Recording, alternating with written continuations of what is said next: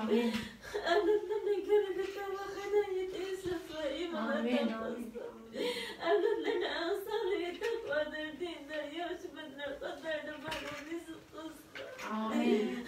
Evlatının ayrımızlı Allah. Amin.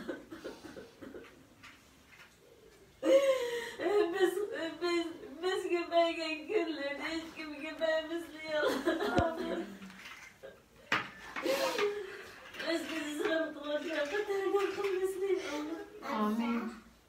Kulluk mesuliyet mecburiyetimizi cahit adaklarlardan hakika salih silibisini razı biz sözümlerden halet yaşadık salibetle kadarında Amin.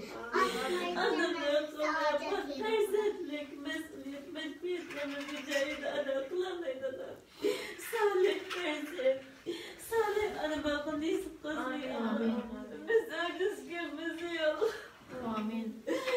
biz görevimiz Allah.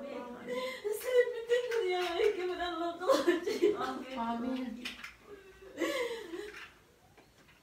Senin için emmişersen ya Allah. Bizden kız kısamanın içinde yaşlı kızı persetler üstüne çabakın Yusuf kızı Allah. Amin. Ey Allah. Yanımızda çalışacağımız asap kapansın ya Allah. Amin. Biz için persetlerimiz için dinimizin yanımız ahiretimiz hazır ve gelgisimiz için aman perde ama yaşlıydı kadar yolunda Yusuf kızı Allah. Amin.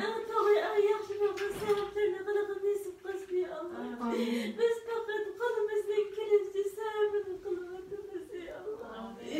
Netice senden ya Allah.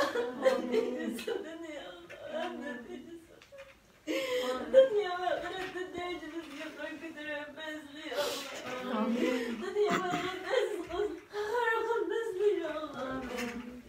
Allahümme salli ala seyyidina Muhammedin. Ali Muhammed kema sallallahu aleyhi ve sellem.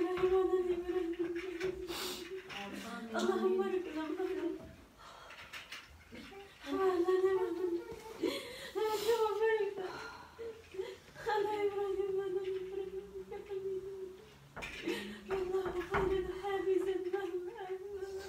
Amin.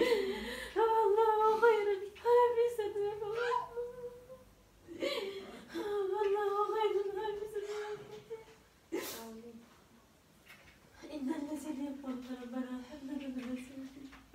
Esriyetine yapalım demek olur. Allah bana bırakın.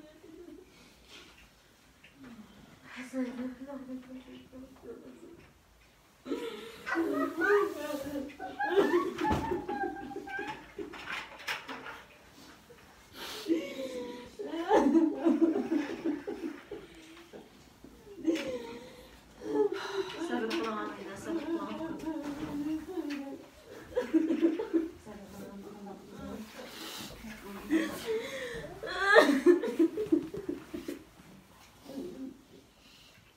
Sabır kılma, abine bol kılma, İmam Bey.